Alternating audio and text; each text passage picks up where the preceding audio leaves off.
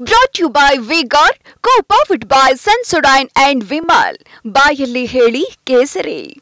Associate sponsor Ultratech Cement. Co-sponsored by Saptagiri NPS University. ಸಂಜೆ 7 ಗಂಟೆಗೆ BJP ಕಚೇರಿಗೆ ಪ್ರಧಾನಿ ಮೋದಿ ಭೇಟಿ. ಕಾರ್ಯಕರ್ತರನ್ನು ಉದ್ದೇಶಿಸಿ ಪ್ರಧಾನಿ ಮೋದಿ ಭಾಷಣ ಮಾಡಲಿದ್ದಾರೆ. ಸಂಜೆ 7 ಗಂಟೆಗೆ ದೆಹಲಿಯ ಬಿಜೆಪಿ ಕಚೇರಿಗೆ ಭೇಟಿ ನೀಡಲಿರುವ ಪ್ರಧಾನಿ ಮೋದಿ ಇನ್ನೂ ಕೂಡ ಈ ಫಲಿತಾಂಶದ ಕ್ಲೈಮ್ಯಾಕ್ಸ್ ಬಹಳ ಇಂಟ್ರೆಸ್ಟಿಂಗ್ ಆಗಿದೆ. ಸಂಜೆ 7 ಗಂಟೆಗೆ ಬಿಜೆಪಿ ಕಚೇರಿಗೆ ಪ್ರಧಾನಿ ಮೋದಿ ಭೇಟಿ. ಕಾರ್ಯಕರ್ತರನ್ನ ಉದ್ದೇಶಿಸಿ ಪ್ರಧಾನಿ ಮೋದಿ ಮಾತನಾಡಲಿದ್ದಾರೆ.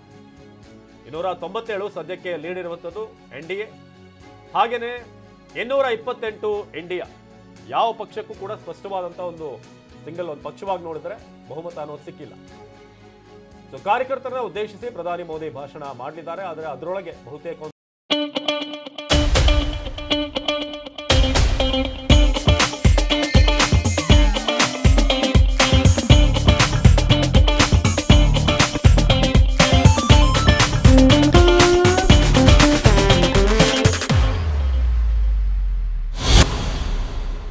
ಪಿಕ್ಚರ್ ಸಿಕ್ಕಿರುತ್ತೆ. ನಾವಾಗಲೇ ಮಾತಾಡ್ತಾ ಇದ್ವಿ ನಿಖೇತ್ ಅವರೇ, ನಾನು ಇವ್ರನ್ನ ಕೇಳ್ತಾ ಇದ್ದೆ, ವಿನಯ್ ಅವ್ರನ್ನ ಕೇಳ್ತಾ ಇದ್ದೆ.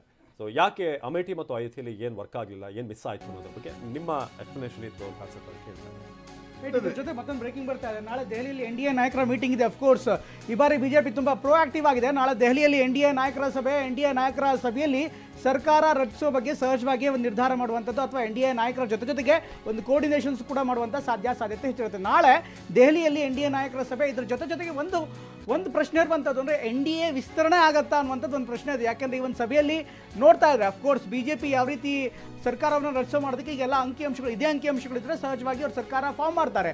ಇದ್ರ ಜೊತೆಗೆ ಇನ್ನಷ್ಟು ಸುಭದ್ರವಾಗೋದಕ್ಕೆ ಇನ್ಯಾವುದಾದ್ರು ಪಕ್ಷಗಳು ನಿಮ್ಮ ಇಂಡಿಯಾ ಒಕ್ಕೂಟದಿಂದ ಬರ್ತಾರಾ ಅದಿರುವಂಥ ಪ್ರಶ್ನೆ. ಇದ್ರ ನಡುವೆ ನಾಳೆ ದೆಹಲಿಯಲ್ಲಿ ಒಂದು ಸಭೆ ಕೂಡ ನಡೀತಾ ಇದೆ. ಎನ್ಡಿಎ ನಾಯಕರ ಮಹತ್ವದ ಮೀಟಿಂಗ್ ಇದು. ಸರ್ಕಾರ ರಚನೆ ಮಾಡೋ ಸಂಬಂಧಪಟ್ಟಂತೆ ಅಫ್ಕೋರ್ಸ್ ಎಲೆಕ್ಷನ್ ಕಮಿಷನ್ನಿಂದ ಅಧಿಕೃತವಾದಂಥ ಒಂದು ರಿಪೋರ್ಟ್ ಸಿಗ್ತಾ ಇದ್ದಂತೆ ಅಥವಾ ಎಲೆಕ್ಷನ್ ಕಮಿಷನಿಂದ ಸರ್ಟಿಫಿಕೇಟ್ ಬರ್ತಾ ಇದ್ದಂತೆ ಅಥವಾ ಅಂಕಿಅಂಶಗಳು ಅಥವಾ ಅದರ ಚುನಾವಣಾ ಒಟ್ಟು ಸ್ಥಾನಗಳು ಗೊತ್ತಾಗ್ತಾ ಇದ್ದಂತೆ ಸಹಜವಾಗಿ ಇದೇ ಸ್ಥಾನಗಳಿದ್ದರೆ 297 ಸ್ಥಾನಗಳಿದ್ದರೆ ಸರ್ಕಾರ ರಚನೆ ಮಾಡೋದಕ್ಕೆ ಯಾವುದೇ ರೀತಿಯಂಥ ತೊಂದರೆ ಇಲ್ಲ. ಹಾಗಾಗಿ ಸರ್ಕಾರ ಫಾರ್ಮ್ ಮಾಡೋದಕ್ಕೆ ರಾಷ್ಟ್ರಪತಿಗಳನ್ನು ಅಪ್ರೋಚ್ ಮಾಡ್ಬೋದು. ನಾಳಿನ ಸಭೆಯಲ್ಲಿ ಇದೆಲ್ಲವೂ ಕೂಡ ನಿರ್ಧಾರ ಆಗುವಂಥ ಸಾಧ್ಯತೆ ಇರುತ್ತೆ. ಅಫ್ಕೋರ್ಸ್ ವಿನಯ್, ಒಂದು ಪ್ರಶ್ನೆ ಇರುವಂಥದ್ದು, ಕರ್ನಾಟಕದ ಬಗ್ಗೆ ಮಾತನಾಡಿದ್ರೆ ಕರ್ನಾಟಕದಲ್ಲಿ ಈ ಬಾರಿ ಗ್ಯಾರಂಟಿ ವರ್ಕೌಟ್ ಆಯ್ತಾ? ಅಫ್ಕೋರ್ಸ್ ಗ್ಯಾರಂಟಿ ವಿಚಾರದಲ್ಲಿ ನಾವು ಮಾತಾಡ್ತಾ ಇದ್ವಿ. ಗ್ಯಾರಂಟಿ ಎಷ್ಟರ ಮಟ್ಟಿಗೆ ಇಂಪ್ಯಾಕ್ಟ್ ಆಗಿದೆ ಅನ್ನುವಂಥ ಆತಂಕ ಬಿಜೆಪಿ ನಾಯಕರಲ್ಲೂ ಕೂಡ ಇತ್ತು. ಈಗ 10 ಸೀಟ್ ಏನು ಬಂದಿದೆ, that is also because of guarantee ಅನ್ನುವಂಥ ಒಂದು ಮಾತಿದೆ ಕಾಂಗ್ರೆಸ್ಗೆ ಬಂದಿರುವಂಥ 10 ಸೀಟ್ ಬಗ್ಗೆ. ಇಲ್ಲ, ಖಂಡಿತವಾಗ್ಲೂ ಗ್ಯಾರಂಟಿ ವಿಚಾರದಲ್ಲಿ ನಾವುಗಳು ಯಾವುದೇ ರೀತಿಯಾಗಿರ್ತಕ್ಕಂಥ ವಿರೋಧನೂ ಮಾಡಿಲ್ಲ. ಗ್ಯಾರಂಟಿ ಕೊಡ್ಲಿಕ್ಕೆ ನಿಮ್ಗೆ ಆಗುತ್ತೆ ಅಂತಂದರೆ ಕೊಡಿ ಅಂತಲೇ ಹೇಳಿದ್ದೀವಿ. ಗ್ಯಾರಂಟಿ ವಿಚಾರದಲ್ಲಿ ನಮ್ದು ಯಾವುದೇ ರೀತಿಯಾಗಿರ್ತಕ್ಕಂಥ ಎರಡನೇ ಮಾತಿಲ್ಲ. ಆದರೆ ಗ್ಯಾರಂಟಿ ವರ್ಕೌಟ್ ಆಗಿತ್ತು ಅಂತಂದರೆ ನಂಬರ್ ಉಲ್ಟಾ ಇರಬೇಕಿತ್ತು.